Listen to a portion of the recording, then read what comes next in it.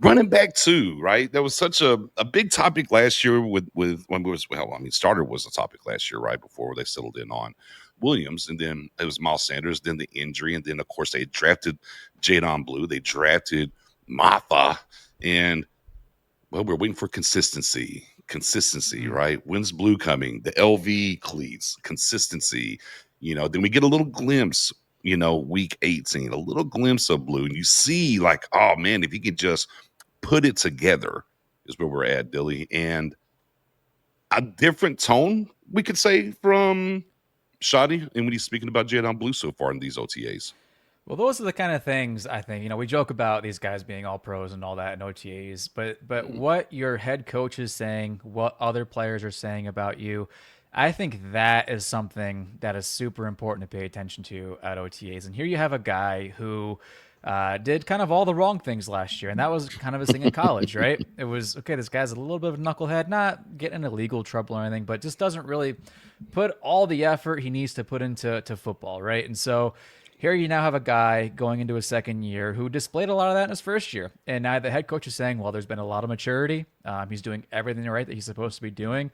We're excited about him. And we all know the abilities there as far as what he brings, the explosive back, all that. But it's, can he pass pro? Does he know his assignments? Where is he going to be at third down? Is he going to make a play that gets your quarterback hurt? What are the things that he can improve on heading into the second year, and the big thing is the maturity and just the paying attention and being able to learn on a consistent basis. And there's the word consistency. And you've got your head coach giving him a major shout out in the press conference. Yeah. That's huge news, I think, for this running back battle. Yeah, I mean, the one thing every coach has like coach speak, right? And we kind of know some of the goated coach speaks in the world. I definitely know when it comes to Shoddy, consistency is a coach speak term for him, right? And you watched him use that where that was Diggs at moments last year, other players, Blue. So he uses it as a very blanketed word because it can mean a lot. Whether that's are they getting the scheme down mentally, right?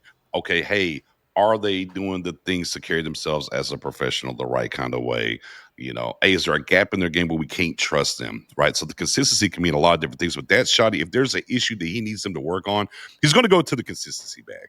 That's where he's going to be. But for him to mention him in the light with that terminology, I'm right there with you. Refreshing. Yeah, look, and I go back to at the end of the game in the post game of Week 18 versus the Giants, right? And Blue's there taking some questions, and Blue says, I understand I have to be more consistent. And I thought it was really big because there was so much talk throughout Cowboys Nation. And Shoddy, what are you doing? Shoddy, what's going on? Why aren't you getting it done? So on and so. Why aren't you playing him? And then to hear Blue co-sign what the coach talked about throughout the process, right? And that, I understand I need to carry myself a little bit differently, be more consistent was awesome to hear. And now we get to the OTAs, and now we're seeing the coach acknowledge that he's taken that step forward so far is great for the running back battle right now and great for Blue and what he has opportunity to be for this team. Yeah, we all know his ceiling, right? What's another word for consistency? It's the floor. What are you going to do that is considered a massive mistake, right? And we see it at the left tackle position all the time with Guyton.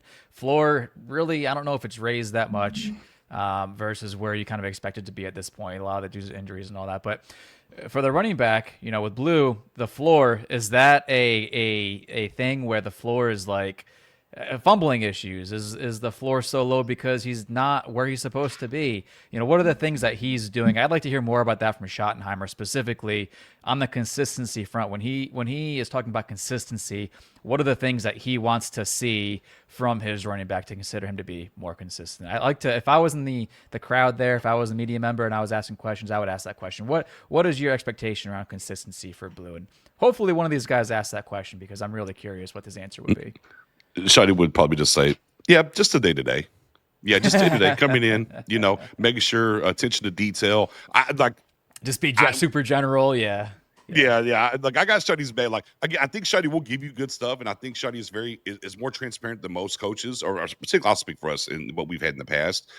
But there's still a bag that he has that sounds very honest, if you will. But that Yeah. yeah, basically just day to day. Yeah, you got to Just have your, coming your in bag doing of it. answers, Yeah, right? Your bag of answers ready. And then when you feel like it, you go in a little yeah, deeper. a But little, just, little bit your more, a general little speak bit for the more. most part. Yeah, Yeah, I but I get you. mean, I look, get you. Mop was doing some things out there as well too. They were talking about the red zone work, and they were doing some things in the passing game, catching out of the backfield, right? Something that Shoddy and Cruz talked about. They want their running backs to be able to do. And then it might have been Tommy Yarish. I don't remember. I don't want to misquote. I can't remember who, but they highlighted. I saw the little blurb highlighted. In OTAs, anything's possible.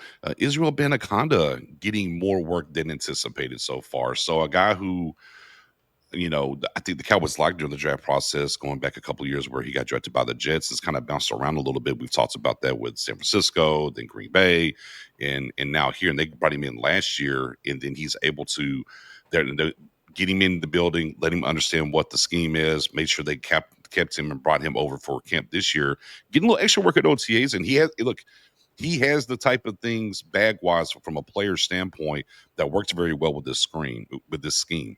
And I absolutely loved him coming out of Pittsburgh and the things that he's able to do. So something to keep an eye on. Again, we're just looking at OTAs, Hall of Fame running back on deck. I'm joking. I'm not familiar as much with Abanikanda's game. What does he do versus like a Blue or a Mafah? Blue's obviously the speed guy. Mm-hmm. Mafah's the power guy. Mm-hmm. What separates Abanikanda from those guys?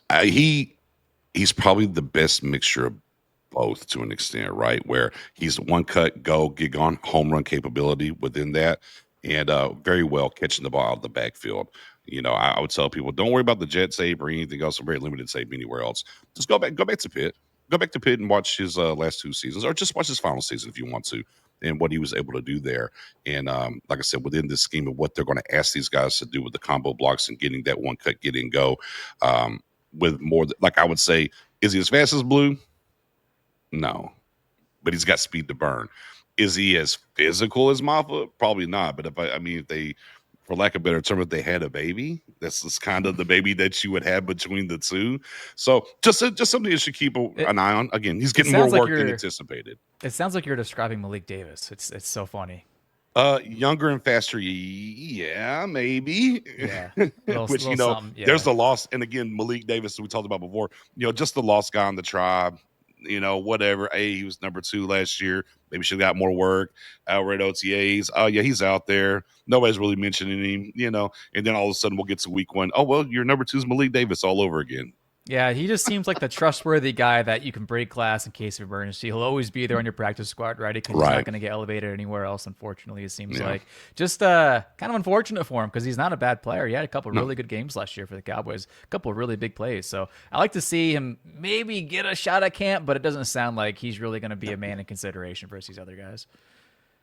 Hey, when you get drafted, they want to see a walkthrough. And right now, we're ranking this in OTA land. Blue seems to be the leader in the clubhouse right now. And he should be. Honestly, from where he was drafted, from the skill set he brings, to combine that with what Javonte gives you, it should be Blue's job to essentially lose. It should be a battle, quote-unquote battle. But just like the left tackles, one guy should have a head start over everybody else. And I think that's obviously Blue. Cowboys Nation.